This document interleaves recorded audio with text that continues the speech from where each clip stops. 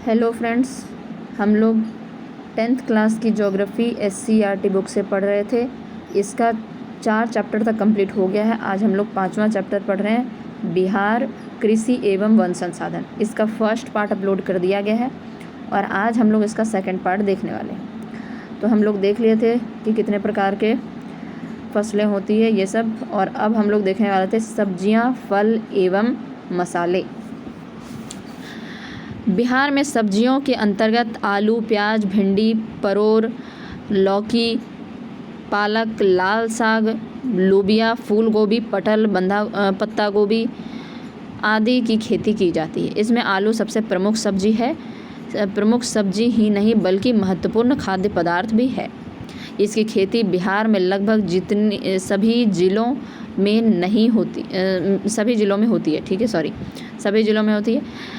कुछ जिलों में इसकी खेती दो फसलों में होती है। बिहार में आलू का कुल उत्पादन इतना मीट्रिक टन है और इतने हेक्टेयर भूमि पर खेती की जाती है। पटना एवं नालंदा आलू के पैदावार में अग्रणी। अब आपको याद रखना है कि पटना एवं नालंदा जो है वह आलू की पैदावार में अग्रणी है। ठीक है, तो आप पटना एवं नालंदा आलू की पैदावार में अग्रणी है, यही याद रखना। बाकी मीट्रिक टन, फेट्रिक टन यह सब याद रखने की ज़रूरत नहीं है, ये सब नहीं पूछेगा आपसे। तो पटना नालंदा याद रखिएगा। प्याज की खेती भी मुख्य रूप से पटना एवं नालंदा ज़िले में की जाती है। पटना नालंदा में प्याज भी, आलू भी और प्याज भी। ठीक है, नवादा, गया और जहानाबाद में जहानाबाद में भी प्याज की खेती बड़े स्तर पर की जाती है। तो नवादा, गया और जहानाबाद, ठीक है, यहाँ प्याज का कुल उत्पादन इतना मीट्रिक टन होता है। अन्य सब्जियों की खेती बड़े पैमाने पर गंगा, गंडक, बागमती के दियारा क्षेत्र में होता है। पटना और उसके आसपास में बड़े भूभाग पर अनेक प्रकार की सब्जियां पैदा की जाती है। तो यह हम लोग देख लिए थे कि ज़्यादातर सब्जी उब्जी जो होता है वह गर्मा फसल होता है, और गर्मा फसल जो होता है वह बहुत पानी वाला इलाका में मतलब उगाया जाता है। निम्न भूमि हो, पानी वाला इलाका, तो उत्तर साइड में जहाँ पर बहुत सारा नदी का दियारा है, उस आसपास में आप देखिएगा कि वहाँ पर निम्न भूमि पाया जाता है, और दोआब क्षेत्र जो है उस जगह पर वहाँ के आसपास ज़्यादातर मतलब कि सब्जी उब्जी उगाया जाता है। तो पटना और उसके आसपास के बड़े भूभाग पर अनेक प्रकार की सब्जियां पैदा की जाती है। ठीक है, तो यह भी हो गया। तो पटना नालंदा विशेष रूप से याद रखना है, आलू के पैदावार में भी और प्याज के पैदावार में भी। मिर्ची में देखते हैं। मिर्च की खेती दियारा क्षेत्र में गंगा के दोनों किनारे पर बृहद पैमाने पर की जाती है। बिहार में अन्य मसाले जैसे हल्दी, अदरक, धनिया, सौंफ, लहसुन की भी खेती की जाती है। तो यह सब देखिए, मिर्च भी दियारा क्षेत्र में ही होता है। ठीक है, दियारा क्षेत्र में गंगा के किनारे बृहद पैमाने पर की जाती है। मौसमी फसलों में आम, लीची, अमरूद, केला, पपीता, सिंघाड़ा एवं मखाने बिहार में उत्पन्न किए जाते हैं। आम के लिए भागलपुर, अब यह जो इलाका है वह याद रखिएगा, आम के लिए भागलपुर, मुजफ्फरपुर, पूर्णिया, दरभंगा जिला प्रसिद्ध है। लीची के लिए मुजफ्फरपुर और वैशाली को ख्याति प्राप्त है। तो मुजफ्फरपुर का तो लीची हम लोग जानते ही हैं। वैशाली, खगड़िया, बेगूसराय, समस्तीपुर में भी बड़े पैमाने पर केले के बागान विकसित हैं। ठीक है, मखाने के लिए मधुबनी और दरभंगा जिला प्रसिद्ध है। गंगा के दियारा क्षेत्र में खीरा, ककड़ी, तरबूजा की खेती की जाती है। जो पानी वाला, जो गर्मा फसल होता है, पानी वाला जितना भी खीरा, ककड़ी, वह सब दियारा क्षेत्र में ज़्यादातर उगाया जाता है। तो हम लोगों को यहाँ आम याद रखना, आम जो है भागलपुर, मुजफ्फरपुर, पूर्णिया और दरभंगा जिला। ठीक है, आम के लिए भागलपुर, मुजफ्फरपुर और पूर्णिया और दरभंगा। लीची के लिए मुजफ्फरपुर और वैशाली। ठीक है, और उसके बाद केले के लिए वैशाली, खगड़िया, बेगूसराय, समस्तीपुर बड़े पैमाने पर केले का बागान विकसित है। तो वैशाली, खगड़िया, बेगूसराय, समस्तीपुर चार जिला है। वैशाली, खगड़िया, बेगूसराय और समस्तीपुर। कृषि की समस्या, बिहार की 90% आबादी देहातों में रहती है और 80% जनसंख्या कृषि पर आश्रित है। इसके बावजूद यहाँ का प्रति हेक्टेयर उत्पादन अन्य राज्यों की अपेक्षा कम है। यह राज्य कृषि संबंधी अनेक समस्याओं से जूझ रहा है। तो 90% आबादी जो है देहाती है और 80% जनसंख्या कृषि पर आधारित है। तो देखते हैं कि क्या क्या समस्या है कृषि की। मिट्टी कटाव एवं गुणवत्ता का ह्रास। भारी वर्षा और बाढ़ के कारण, जैसा कि हम लोग जानते हैं कि बाढ़ हमेशा कोसी नदी के कारण बार बार बाढ़ आ जाता है, तो भारी वर्षा और बाढ़ के कारण मिट्टी का कटाव होता है। साथ ही वर्षों से लगातार रासायनिक खादों का उपयोग से मिट्टी का ह्रास हुआ है। ठीक है, उसके बाद आता है घटिया बीजों का उपयोग। उच्च कोटि के बीजों का उपयोग नहीं होने के कारण प्रति एकड़ उपज अन्य राज्यों की अपेक्षा कम है। खेतों का छोटा आकार।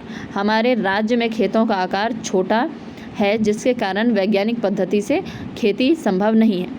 उसके बाद किसानों में रूढ़िवादिता। यहाँ के किसान परिश्रम पर कम, भाग्य और रूढ़िवादिता पर अधिक भरोसा करते हैं, तो यह सब रूढ़िवादिता भी है।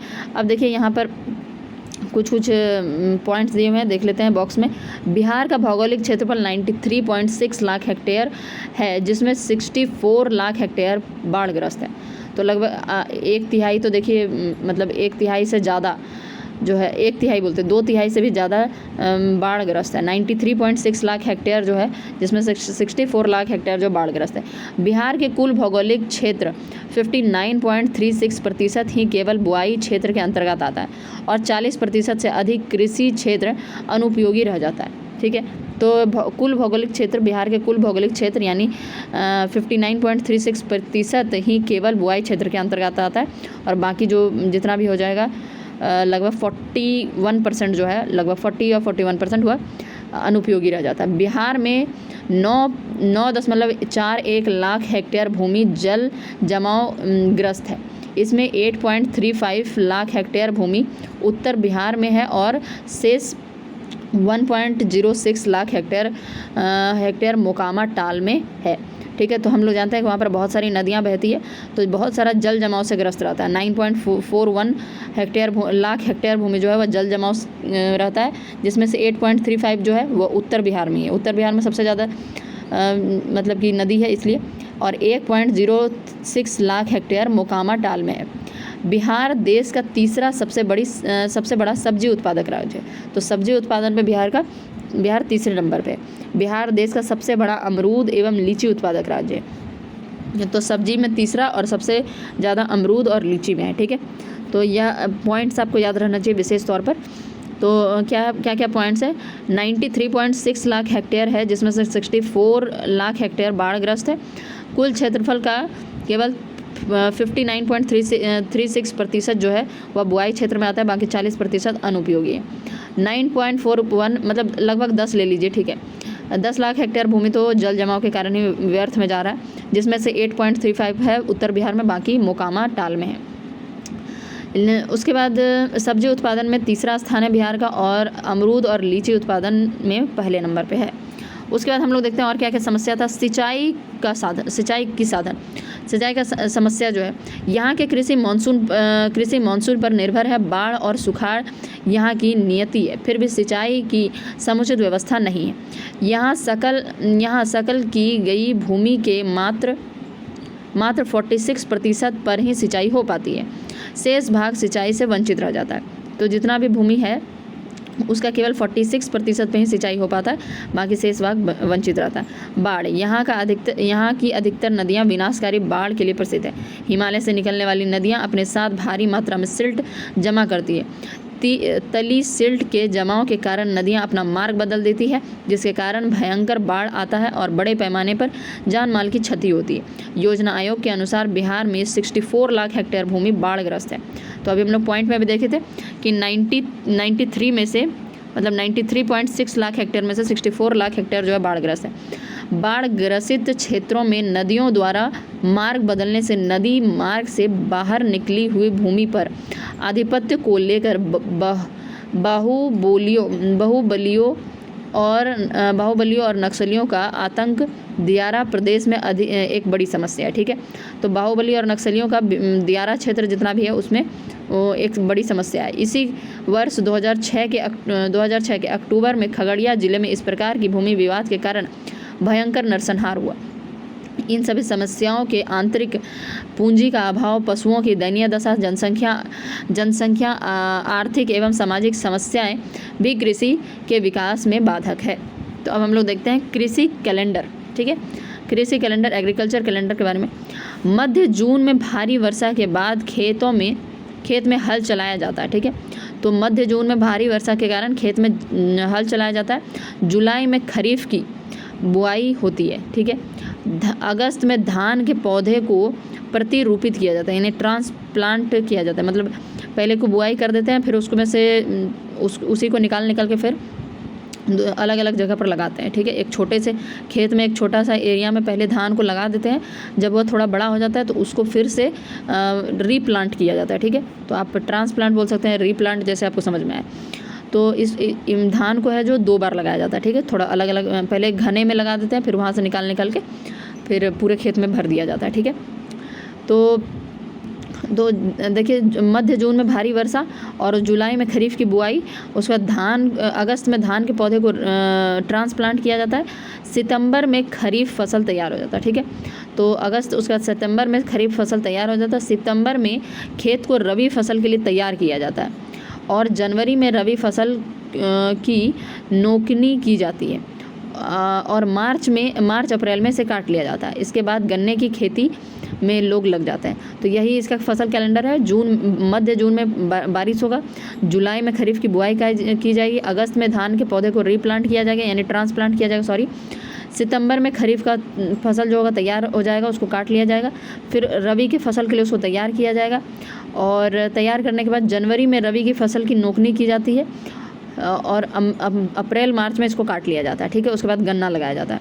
तो यानी कि पहले धान लगाया, फिर गेहूँ लगाया, फिर गन्ना लगाया, ऐसे समझ सकते हैं आप। उसके बाद देखते हैं जल संसाधन, वाटर रिसोर्सेज। बिहार में जल का विशाल भंडार है जो हमें 2 प्रधान स्रोतों से प्राप्त होता है। सबसे पहले धरातलीय जल। ठीक है, धरातलीय जल यानी जो धरातल पे है, यानी नदी में, जलाशय में, तालाब में आते हैं। और उसके बाद भूमिगत जल, इसमें कुआं, झरने, नलकूप, हैंडपंप आदि सम्मिलित है। ठीक है, तो सभी जगह तो यही सब चीज़ है। बिहार में जल संसाधन का उपयोग मुख्य रूप से सिंचाई, गृह एवं औद्योगिक संसाधन होते हैं, लेकिन वर्तमान में 95% से अधिक जल संसाधन का उपयोग सिंचाई में हो रहा है, क्योंकि वहाँ पर कृषि सबसे ज़्यादा होता है तो सिंचाई में ज़्यादा होता है। ठीक है, मानसून से वर्षा की अवधि मात्र 4 महीने की होती है। मानसून तो केवल 4 महीने के लिए होगा। इसके अलावा अनियमित और असमान वर्षा भी होती है। मतलब कि एक तो 4 महीने बारिश होता है, उसके बाद असमान वर्षा होता है, कहीं ज़्यादा कहीं कम। यहाँ कुछ फसलें शीत ऋतु में होती है और यह मौसम शुष्क रहता है। गन्ना, आलू, प्याज आदि की खेती में समय पर पानी देने की आवश्यकता होती है। तो गन्ना, आलू, प्याज और ये सब जो है इसमें समय पर पानी देने की आवश्यकता होती है। बढ़ती जनसंख्या के लिए अनुत्पादन बढ़ाने के लिए भी सिंचाई की आवश्यकता होती है। बिहार में सिंचाई के मुख्य साधन नहर, कुआं, नलकूप, तालाब, आहार, पाइन, इस तरह ये सब चीज़ें। ठीक है, तो हम लोग नहर देख लेते हैं पहले। इसमें कुछ खास बात ऐसे इंपॉर्टेंट था नहीं। ठीक है, तो 4 महीने वर्षा होती है, ये इसमें कुछ ज़्यादा नहीं है। ठीक है, नहर हम लोग देखते हैं। बिहार में सिंचाई के लिए नहर प्रमुख साधन है। यहाँ कुल सिंचित भूमि का 40.63 भाग नहरों द्वारा सिंचित होता है। ठीक है, यानी 40% भाग जो है नहरों द्वारा सिंचित होता है। मैदानी भागों में नहरों का विकास अधिक हुआ है। तो बिहार में सिंचाई के लिए प्रमुख साधन क्या है? नहर है, और इसका 40% जो है वह नहरों से सिंचाई होता है। मैदानी भागों में नहरों का विकास अधिक हुआ है क्योंकि यहाँ समतल भूमि, मुलायम मिट्टी, विस्तृत कृषि क्षेत्र तथा सतत वाहिनी नदियों द्वारा जल की आपूर्ति होती है। तो जल तो आराम से लोगों को मिल जाता है क्योंकि हमेशा बहने वाला नदी है। उत्तर बिहार की अधिकतर नदियाँ हिमालय से निकलने के कारण सतत वाहिनी यानी पूरे साल बहता है। यहाँ की नहरों में वर्ष भर जल रहता है। इसके विपरीत दक्षिण गंगा के मैदान की नहरें छोटा नागपुर पठार से निकलने के कारण बरसाती है। ठीक है, यानी कि उत्तर बिहार में तो क्या होता है कि बहुत सारा नदी है, तो उससे नहर में हमेशा नदी में पानी भरा रहता है, नहरों में पानी भरा रहता है। लेकिन जब हम इसके विपरीत दक्षिण गंगा के मैदान की नहरें छोटा नागपुर पठार से निकलती है। ठीक है, यानी वहाँ पर जो नहर है वह छोटा नागपुर पठार से निकलती है, जिसके कारण यह बरसाती है। यानी बरसात के टाइम तो पानी मिलेगा लेकिन वर्ष भर जल नहीं रहता है, इसमें वर्ष भर जल नहीं रहता है। इस भाग में नदियों पर बांध बनाकर जल इकट्ठा कर लिया जाता है और आवश्यकता अनुसार खेतों में पहुँचाया जाता है। तो उत्तर बिहार में क्या होता है, बहुत सारी नदियां हैं और वह हिमालय से नदी निकलती है, तो उसमें हमेशा पानी रहता है, इसलिए वहाँ पर नहर बना के काम किया जा सकता है। लेकिन दक्षिण बिहार में क्या है कि यह छोटा नागपुर पठार से नदी निकलती है, जिसके कारण यहाँ पर जब वर्षा होगा उसी समय मतलब बरसाती यहाँ पर पानी मिलता है, ठीक है। जब वर्षा होगा तब जल रहेगा और वर्ष भर जल नहीं रहता यहाँ पर। तो इस तरह की नदियों में क्या किया जाता है, बांध बनाकर जल इकट्ठा कर लिया जाता है और आवश्यकता अनुसार उसमें पानी पहुंचा दिया जाता है जब भी खेतों में ज़रूरत होता है। बिहार में कुछ नहरों का विकास आज़ादी से पूर्व और कुछ आज़ादी के पश्चात हुआ, तो हम लोग इन नहरों के बारे में पढ़ेंगे, ठीक है। कुछ नहरों के बारे में हम थोड़ा बहुत पहले भी पढ़ चुके हैं, लेकिन इस पर अभी हम लोग पहले का भी ध्यान में रख, अगर याद होगा तो अच्छी बात है। फिर से देखते हैं। सोन नहर, यह सोन सिंचाई परियोजना का एक भाग है। बिहार का पहला आधुनिक सिंचाई परियोजना सोन नहर है, ठीक है। इसे 1874 में टिहरी पर निर्मित किया गया था। इससे दो नहरें निकाली गई है, पूर्वी पश्चिमी सोन नहर, ठीक है। एक पूर्व की तरफ है, एक पश्चिम की तरफ है। इन नहरों द्वारा भोजपुर, रोहतास, औरंगाबाद, गया, जहानाबाद और पटना के सूखाग्रस्त क्षेत्रों में 4 लाख हेक्टेयर भूमि की सिंचाई की जाती है। तो इसके बारे में हम लोग विस्तार से पिछले कक्षा में पढ़ चुके हैं, ठीक है, कि दोनों तरफ पश्चिम और पूरब में है, जिसकी तरफ मतलब कि पटना गया और जहानाबाद जो है, पटना गया और औरंगाबाद जो है पश्चिम की तरफ पश्चिम वाला से काम हो जाता है, और भोजपुर, रोहतास और जहानाबाद जो है वह पूर्वी वाला से मतलब उसका सिंचाई किया जाता है, ठीक है। तो पूरा मिला के 4 लाख हेक्टेयर भूमि की सिंचाई हो जाती है। तो याद रखिएगा, और पटना गया औरंगाबाद पश्चिम वाले से पूरब वाले से हो जाएगा, पूरब वाले से होगा पटना गया औरंगाबाद, ठीक है।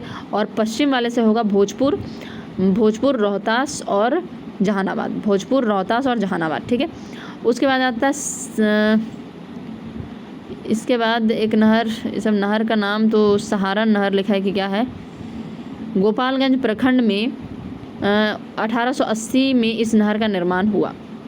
कौन सा निर्माण हुआ ये तो दिखाई नहीं दे रहा। ढाका अनुमंडल में ललबकिया नदी पर एक छोटा सा नहर है जिसकी कुल लंबाई 30 किलोमीटर है और इसके द्वारा 4,500 हेक्टेयर भूमि सिंचित होती है। ढाका नहर होगा शायद, ढाका अनुमंडल लिखा है तो ढाका ही नहर होगा। उसका दिया शायद सारन नहर की बात कर रहा है, ठीक है। इसके पहले जो गोपालगंज वाला है तो सारन नहर है। गोपालगंज प्रखंड में 1880 में इस नहर का निर्माण हुआ, सारन नहर, ठीक है। और ढाका नहर जो है ढाका अनुमंडल के ललबकिया नदी पर एक छोटा सा नहर है जिसकी कुल लंबाई 30 किलोमीटर है और इसके द्वारा 4,500 हेक्टेयर भूमि सिंचित होती है। उसके बाद त्रिवेणी नहर देख लेते हैं, यह इम्पॉर्टेंट है। इसका निर्माण 1903 में पश्चिमी चंपारण में भारत नेपाल की सीमा पर गंडक नदी त्रिवेणी नामक स्थान के निकट हुआ। इसकी कुल लंबाई 1094 किलोमीटर है और पश्चिमी चंपारण जिले की लगभग 1.25 हेक्टेयर भूमि की सिंचाई होती है। तो ये सारे नहर के बारे में जान लीजिए, ठीक है। सोन नहर जो सबसे पुराना है क्योंकि इसका जो यह पुराना है और यह 1874 में बना था, ठीक है। इसमें 2 नहरें निकाली गई हैं, एक पश्चिम की तरफ एक पूरब की तरफ। तो पूरब के तरफ जो है उसमें उससे पटना गया औरंगाबाद जो होता है सिंचाई होता है और पश्चिम से भोजपुर, रोहतास और जहानाबाद, ठीक है। तो इसी तरीके से इसका 4 लाख हेक्टेयर भूमि सिंचाई की इससे हो जाता है। उसके बाद सारन नहर जो है गोपालगंज प्रखंड में 1880 में इस नहर का निर्माण हुआ था। 1874 में हुआ था सोन परियोजना और गोपालगंज नहर जो 1880 में हुआ था। गोपालगंज सारन नहर, ठीक है। गोपालगंज प्रखंड में सारन नहर 1880 में। ढाका नहर जो है ढाका अनुमंडल के ललबकिया नदी पर हुआ है, ठीक है, जिसका कुल लंबाई 30 किलोमीटर है और ज़्यादा नहीं है। उसके बाद 4500 हेक्टेयर भूमि सिंचित होता है। उसका त्रिवेणी नहर जो है 1903 में बना था, भारत नेपाल की सीमा पश्चिमी चंपारण में भारत नेपाल की सीमा पर बना था। गंडक नदी त्रिवेणी नामक स्थान पर हुआ, गंडक नदी पर त्रिवेणी नामक स्थान पर हुआ था। इसकी कुल लंबाई 1094 है।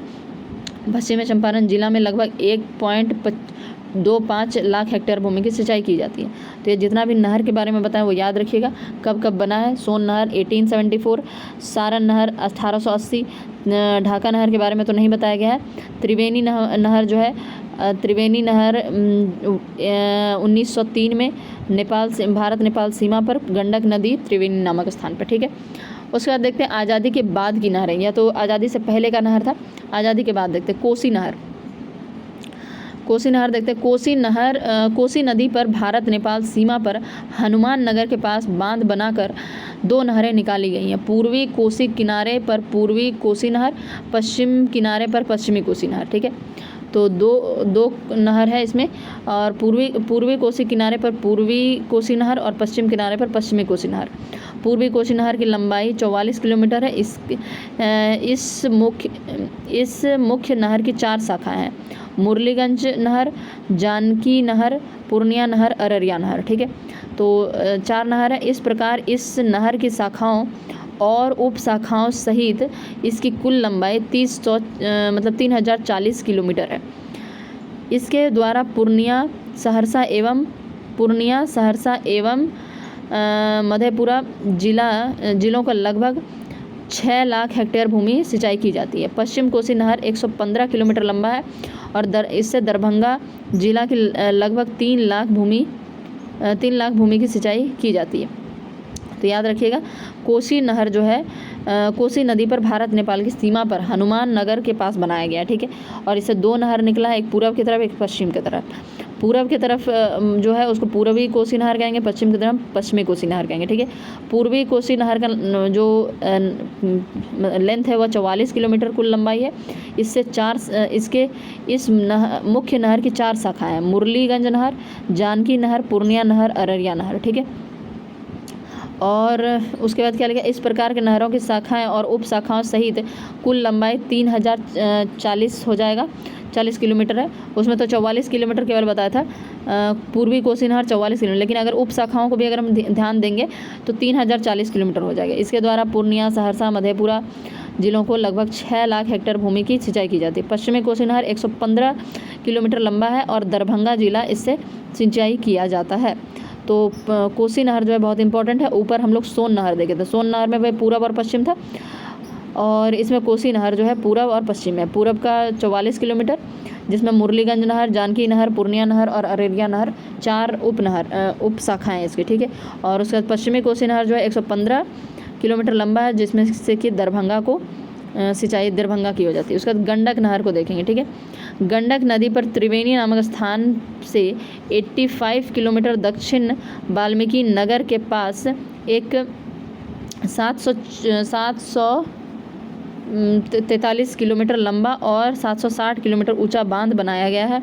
इस बांध से पश्चिम की ओर तिरहुत नहर और पूरब की ओर सारण नहर निकाली गई है। तिरहुत नहर से सारण जिला की लगभग 4.8 लाख हेक्टेयर भूमि सिंचाई की जाती है। सारण नहर से चंपारण, मुजफ्फरपुर, दरभंगा जिले की 6.9 लाख हेक्टेयर भूमि सिंचाई की जाती है। तो ये गंडक नहर जो है गंडक नदी पर त्रिवेणी नामक स्थान से 85 किलोमीटर दक्षिण वाल्मीकि नगर के पास बनाया गया है। तो गंडक नहर आपको याद रखना है। गंडक नदी के त्रिवेणी नामक स्थान से 85 किलोमीटर दक्षिण में वाल्मीकि नगर है, वहाँ पर बनाया गया है, ठीक है।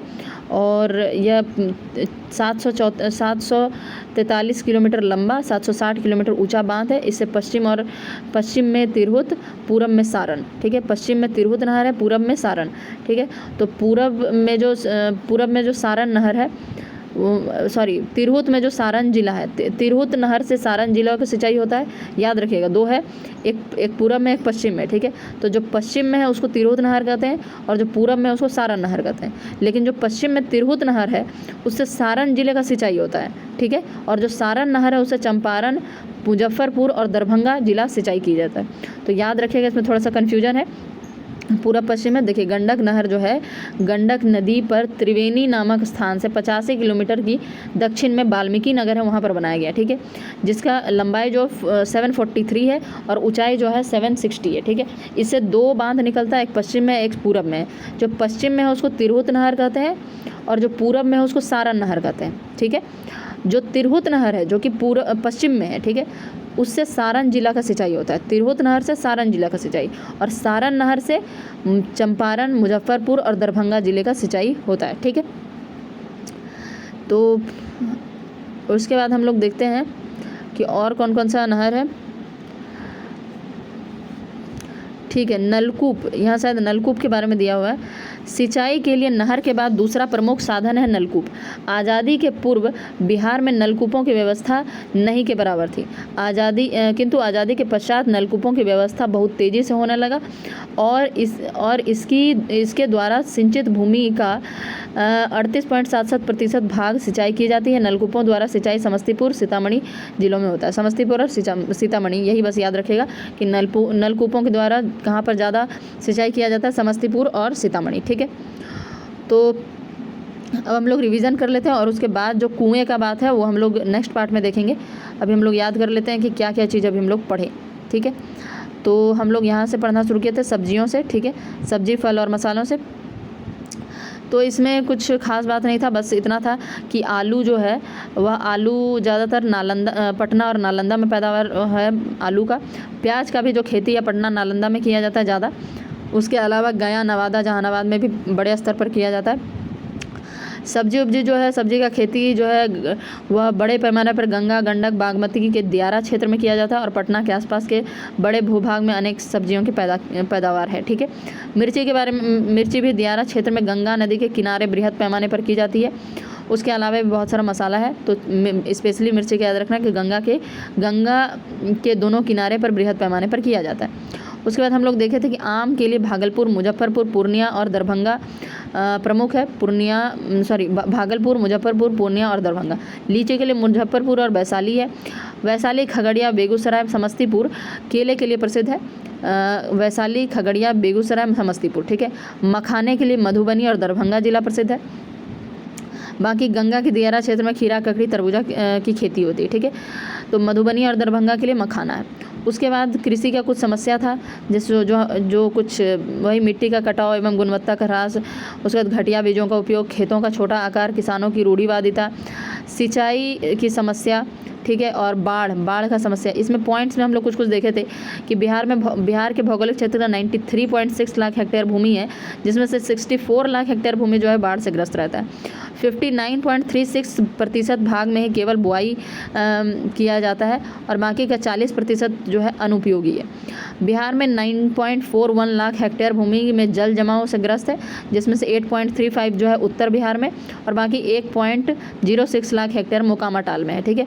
बिहार देश का तीसरा बड़ा सब्जी उत्पादक है। बिहार जो है देश का तीसरा बड़ा सब्जी उत्पादक राज्य है। बिहार देश का सबसे बड़ा अमरूद एवं लीची उत्पादक है। तो तीसरा बड़ा सब्जी उत्पादक है, और लीची और अमरूद में सबसे ज़्यादा है, ठीक है। उसके बाद कृषि कैलेंडर में आए थे तो मध्य जून में भारी वर्षा होता है। उसके बाद उसमें खेतों में हल चलाया जाता है। जुलाई में खरीफ की बुआई की जाती है। उसके बाद अगस्त में धान के पौधों को ट्रांसप्लांट किया जाता है, यानी प्रतिरूपित किया जाता है। सितंबर में खरीफ फसल तैयार हो जाता है, और सितंबर में फिर रबी फसल के लिए खेत को तैयार किया जाता है। जनवरी में रबी फसल की नोकनी की जाती है, और मार्च अप्रैल में काट लिया जाता है। उसके बाद गन्ने लगाए जाते हैं, ठीक है। जल संसाधन में हम लोग देख लिए थे धरातलीय और नलकूप, मतलब कि धरातलीय और भूमिगत के बारे में। तो बिहार में औद्योगिक ये सब मानसून पर निर्भर होती है। चार महीने जो होता है वर्षा होता है। नहर हम लोग देखे थे बहुत सारे नहर के बारे में। तो पहला हम लोग उत्तर बिहार, ठीक है, चलिए, अच्छा सॉरी गड़बड़ हो गया थोड़ा, ठीक है। तो उत्तर बिहार में नहरों से सिंचाई किया जाता है, जबकि दक्षिण बिहार में जो है वह बांध बनाकर सिंचाई किया जाता है। सोन नहर के बारे में देखें तो सोन नहर परियोजना सबसे पुराना है। 1874 में डिहरी के पास से नहर निकाला गया है। दोनों पूरब और पश्चिम तरफ दोनों है। तो पूरब तरफ जो है उससे पटना, गया, औरंगाबाद की सिंचाई होती है, जबकि पश्चिम साइड जो है उसमें भोजपुर, रोहतास और जहानाबाद का सिंचाई होता है। टोटल 4 लाख हेक्टेयर भूमि का सिंचाई होता है। उसके बाद सारण नहर आता है, जैसे गोपालगंज प्रखंड में 1880 में इस नहर का निर्माण हुआ था। ढाका नहर की बात करें तो ढाका अनुमंडल के ललबकिया नदी पर एक छोटा सा नहर है, जिसकी कुल लंबाई कितनी है, 30 किलोमीटर है। उसके बाद त्रिवेणी नहर की बात करें तो यह 1903 में पश्चिम चंपारण में भारत नेपाल सीमा पर गंडक नदी त्रिवेणी नामक स्थान के निकट इसको बनाया गया था और 1094 किलोमीटर पश्चिमी 94 किलोमीटर और पश्चिमी चंपारण के ज़िले को लगभग सिंचाई से किया जाता है। ठीक है, उसके बाद आज़ादी के बाद का कुछ था कोसी नहर। कोसी नहर क्या था, यह भारत नेपाल की सीमा पर हनुमान नगर के पास यह बांध बनाया गया था और इसमें पूरब और पश्चिम दोनों तरफ है। तो पूरब के तरफ का जो लंबाई है वह 44 किलोमीटर है और इसमें 4 उप शाखाएँ भी है, मुरलीगंज नहर, जानकी नहर, पूर्णिया नहर, अररिया नहर। ठीक है, और इससे लगभग पूर्णिया सहरसा मधेपुरा जिलों को सिंचाई होता है, जबकि पश्चिमी नहर जो है 115 किलोमीटर लंबा है और इससे दरभंगा जिला का सिंचाई होता है। ठीक है, उसके बाद आते हैं हम लोग गंडक नहर। गंडक नहर पर त्रिवेणी नामक स्थान से 85 किलोमीटर की दूरी पर 85 किलोमीटर दक्षिण में वाल्मीकि नगर है। ठीक है, उसके पास 143 किलोमीटर लंबा और 743 किलोमीटर लंबा और 760 किलोमीटर ऊंचा बांध बनाया गया है। इस बांध से पश्चिम की ओर तिरहुत नहर और पूरब की ओर सारण नहर निकाली गई। ठीक है, और पश्चिम की तरफ जो तिरहुत नहर है उससे सारण जिले का सिंचाई किया जाता है और पूरब के तरफ जो सारण नहर है उससे चंपारण, मुजफ्फरपुर और दरभंगा जिले का सिंचाई किया जाता है। नलकूप में देखिए, नलकूप में ज़्यादातर नलकूपों द्वारा सिंचाई समस्तीपुर और सीतामढ़ी जिलों में होता है। नलकूप से सिंचाई जो होता है सीतामढ़ी और समस्तीपुर में होता है। ठीक है, आगे का हम लोग नेक्स्ट पार्ट में देखेंगे। आज के लिए इतना रहने देते हैं। Thank you.